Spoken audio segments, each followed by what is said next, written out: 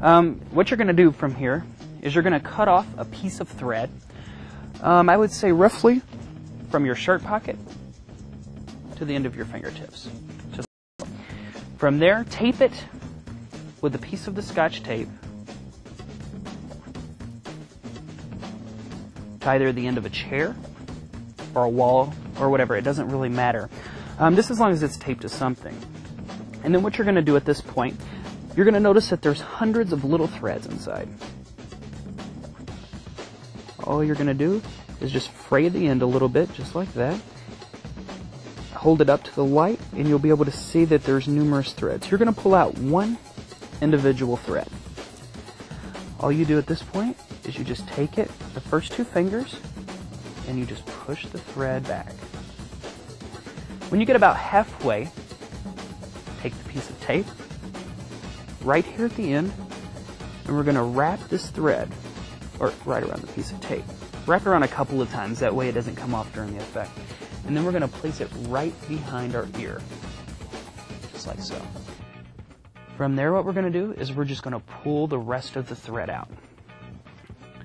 Take a piece of the magician's wax, we'll wind it up in a little bitty ball, just like that, and we're going to place it right on the end of the thread. Just take it around in a circle. Make sure that the thread gets really mixed up in the wax. If you look closely, you'll be able to tell right there that the thread's actually mixed in. So you got a piece of tape, wrap the thread around twice. At the other end, you have a piece of magician's wax. Now we're set up, we're ready to begin. All you have to do, and this is very important, what you're going to do through here is, anytime you want to take it off, if you want to float something else small and lightweight, you can do so. Let's say they're like, well, can you float this or that of mine? Say, sure, no problem. Let's say they hand you their driver's license, you can do it. Make sure what you do, I'm going to show you very carefully right here on the clear part. When you apply it, you push down just like so, and it's ready to float. When you're ready to go to their object, very cleanly, just peel it back up onto the nail as you set that down. Now you're ready to apply it to their object. Very easy to do. Just make sure that you do that. It's very simple, but that way you don't get caught out with somebody saying, hey, can you do my driver's license or a credit card or whatever. What we're going to do is we're going to learn to make it float, just the basics.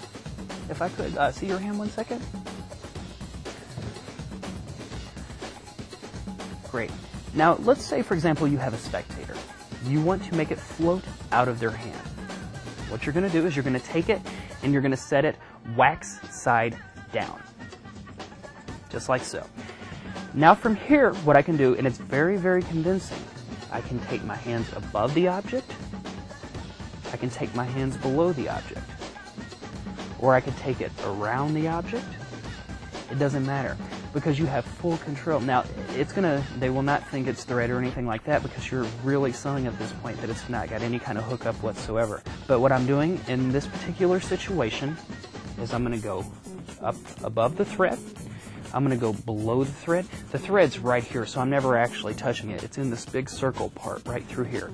Below it, and then right here, I'm running right along the thread. The thread is actually coming right through here in the center. Now from here, I just come in and extend the finger, and it's going to float right up to my hand. Now, that's very, very simple to do. Not near as much practice as the next move that we're going to learn. The next move that we're going to learn is the spin with a card. And what you're going to do with the spin, it's very simple, but you're going to take it with a flick of the wrist. Now, you don't want to do it where there's slack in it, because you're going to break the thread instantly. You don't want to pull too hard, because you're going to break the thread instantly. Try to get it to where it's nice and firm, but not too tight. And then you're going to gently at first give it a little spin. Now, it's going to take a little bit of time before you can actually spin the card fairly decent. I would put in a lot of practice on that particular part. If you want to go out and you want to float something pretty quickly, do the first little move that I showed you. It's very convincing, and sometimes in this situation, less is more until you get it. But like I say, practice on that spin. Once you get that, here's another little move that you can do.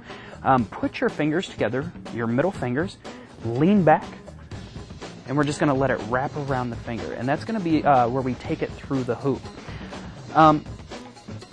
Now, do you by chance have a credit card or a license that we can use? Here, I have one actually in my pocket.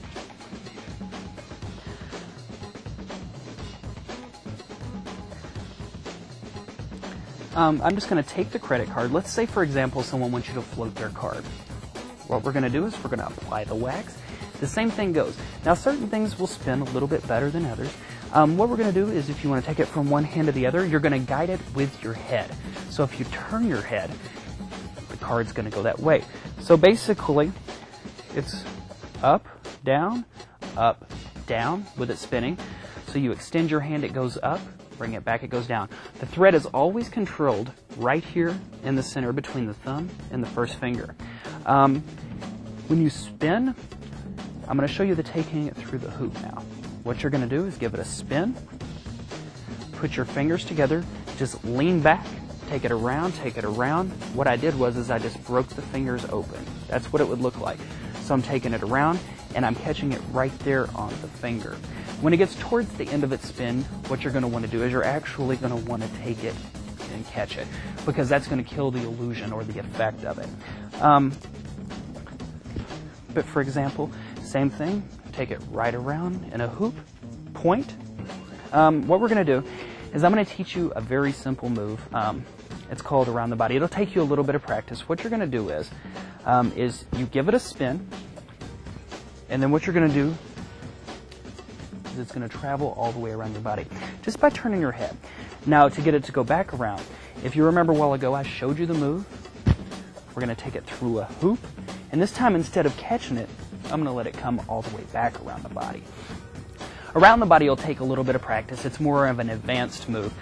So one more time, what it's going to look like is just like that. Look around. I think it's all right to look around for it to come, because it's traveled around your body. You could also use a regular playing card. It doesn't matter. You can really float anything you want.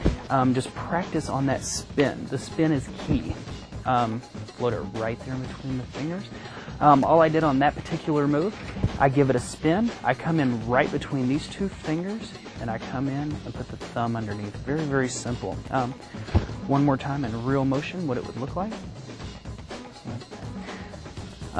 We'll run through it very quickly, right around the hoop. Here's a little move where you can actually close your hands around the card as it's spinning. Very simple to do. It's just hanging over. You just close your fingertips around it.